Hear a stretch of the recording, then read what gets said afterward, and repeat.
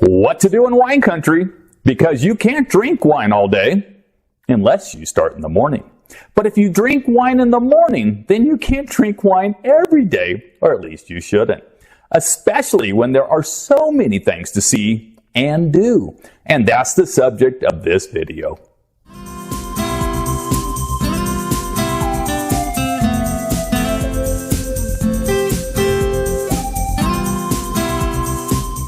Hey, welcome back. This is Bob from Bucket List Cruise and Travel, the travel agency made a non-profit by the pandemic. But travel is coming back, and wine country is a great destination to add to your bucket list. We have a week's worth of activities and a free downloadable map of all these bucket list locations.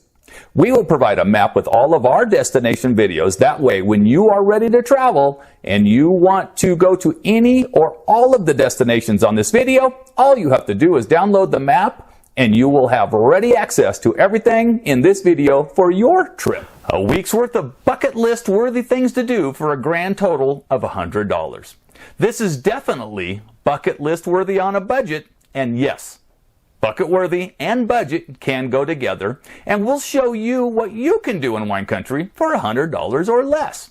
We will start off with wine. This video isn't about wine tasting, but stay to the end for our recommendation for a wine pass that you can buy to do your wine tasting on a budget too. Our recommendation for bucket list worthy on a budget is the following.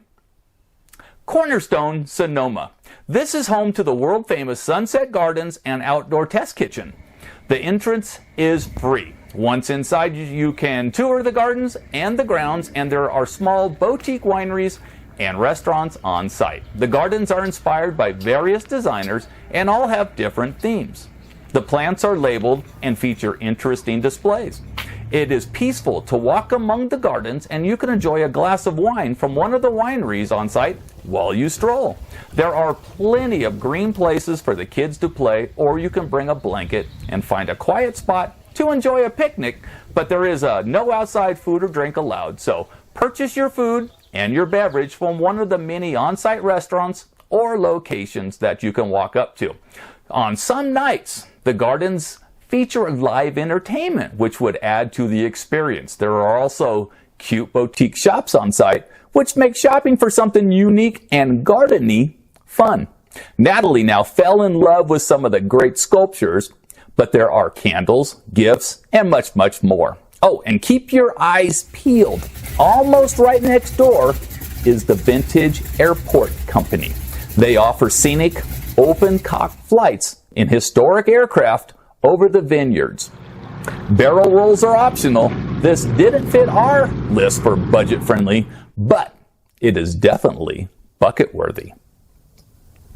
Microsoft default location. This picture spot is one of the most widely seen photos of all times. This is the location of the Microsoft Windows XP default wallpaper. We have it marked on our free to downloadable map on our website. The backstory of this goes as follows. A photographer was driving down Highway 120 and he looked out his window and noticed a beautiful field of green grass with a blue sky. He pulled over to take the picture and uploaded it to a stock photo site. He got a call one day from Microsoft to see if they could use his photo for the operating system. He sold all of his rights for the photo to for an undisclosed amount of money, and lived happily ever after, I am sure. Sonoma State Park in the town of Sonoma is another free stop with a bucket of history. Here you will see Mission San Francisco Solano, which is the northernmost and last built mission of all the California 21 missions. In addition, right next door, you can see the Sonoma Barracks and some of the other historic hotels and buildings in downtown Sonoma. Fort Ross is a long and winding drive north of Mission San Francisco Solano on the coast. It preserves a Russian settlement in California in the early 1800s. The location of Fort Ross was selected to serve as an outpost to serve the trading base for furs from Alaska and to grow wheat and other crops to ship back to the Russian colony in Alaska. The location of the site was selected due to its relatively good weather, access to wood for building, and its distance from the last settlements of the missionaries. Dogs are allowed on a leash, but some areas inside the fort are not available to dogs. There are picnic tables, and admission to Fort Ross was only $8 per car. Hey, keep your receipt because this admission will also get you access to our next recommendation, which is Salt Point. Salt Point is only 8 miles above Fort Ross. Continue on to Salt Point State Park. During the mid-1800s, sandstone from Salt Point played a vital role in the construction of the buildings of San Francisco. Along the marine cliffs of the cove, you will see enormous slabs of quarried sandstone. There are drill holes and scattered eye bolts left long ago by the stoneworkers. Tuffone is a natural phenomenon common to sandstone. Tuffone refers to the honeycomb type of erosion caused by the seasonal wetting and drying of the sandstone, making all sorts of cool designs in the cliffs. Dogs, again, are allowed on a leash. Admission here was free with your Fort Ross receipt. Another great stop is Goat Rock Beach, which is the home and birthing site of the harbor seals. Goat Rock, near the mouth of the Russian River, is known for its scenic shoreline and easily accessible sandy beach. Public restrooms and restroom facilities are also available, as well as picnic sites. Goat Rock Beach is home to the colony of harbor seals. Note, for your safety and that of the animals, please stay 50 yards from the seals, especially during the pup season, which is March through August. Jack London State Park and the ruins of Wolf House are another not-to-be-missed stop on your trip to Sonoma County. Once known as Jack London's Beauty Ranch, the park's 1,400 acres include the London's Cottage, the House of Happy Walls Museum, the Wolf House ruins, and the historic ranch buildings, and over 29 miles of hiking trails. There are free, docent-led tours that are included with your nominal admission of just $10 per vehicle, and they're available most weekends, so be sure to check the schedule in advance. If you wish to explore on your own, you can really get to know so much more about this famous author. We learned tremendous amount of information about Jack London on our visit. Now, by age 30, London was an internationally famous writer for all his books. First of all, Call of the Wild in 1903, The Sea Wolf in 1904, and other literary and journalistic accomplishments. Between 1900 and 1916, he completed more than 50 fiction and nonfiction books, as well as hundreds of short stories and numerous other articles. Several of the books and many of the short stories are classics and are still popular. Some have been translated into as many as 70 languages. Among the best known are Call of the Wild, White Fang, The Sea Wolf, Martin Eden, and John Barleycorn. Living and owning land near Glen Ellen was a way of escaping Oakland, from the city way of life he called the man trap. But restlessness and eager for foreign travel, he decided to build a ship, the Snark, and go sailing around the world. And he serialized his adventure.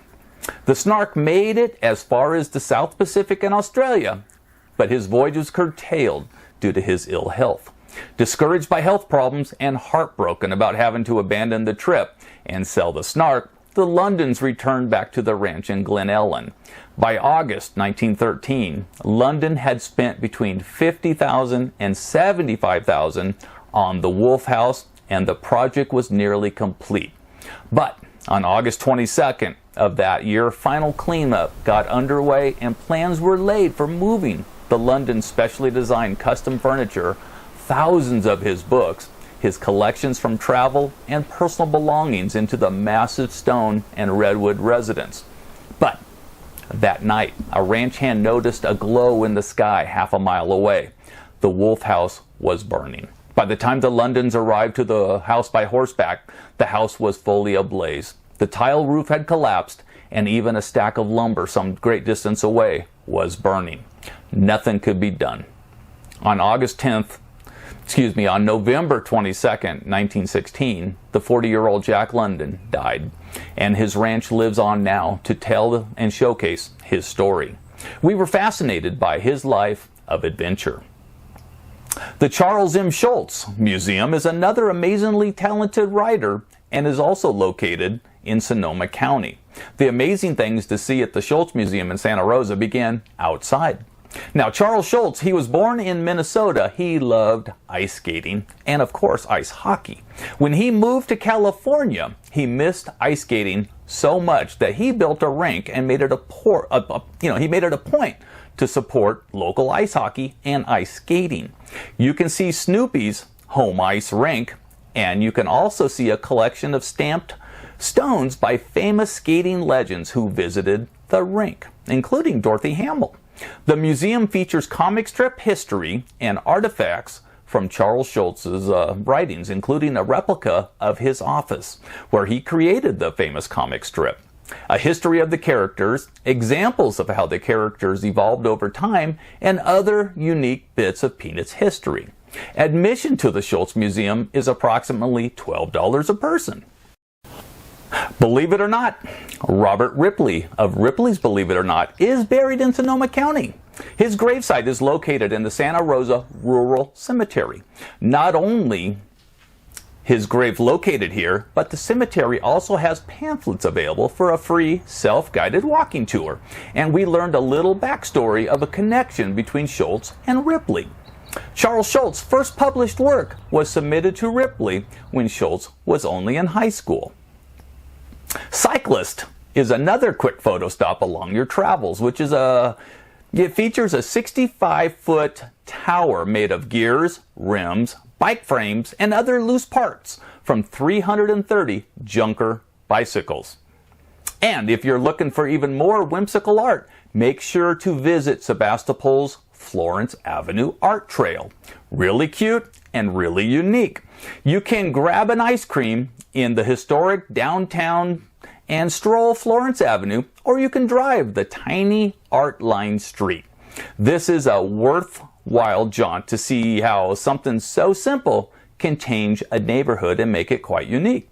Well, this is not all. There are many more things to do, but between wine tasting and touring for a week, this is all that we had time to do. What questions do you have about travel in wine country? Questions or comments below. Hey, we're also picking a commenter to win a winebrella, something you can save for a rainy day. But while you are there, consider also subscribing. The commenter will be selected by random on July 4th, so enter by subscribing and commenting below. Full entry details are in the show notes below. What are the stops in this video that you'll be adding to your bucket list? Now, as far as wine, and why not mention the star of our show? Check out a wine pass for Sonoma. We like that the pass offers unlimited wine tasting, and you can buy the pass by the day. More updates are constantly being added. Links for our free map and wine tasting passes are in the links below. Like and subscribe for updates on our next destination video, Lake Tahoe, which is coming up next. And we are also doing updates on other travel-related information. If you want to keep motivated to complete your bucket list, consider subscribing to our channel and becoming a member of the Bucket Brigade, a group of travelers dedicated to bucket list travel experiences. Until next time, Bob out.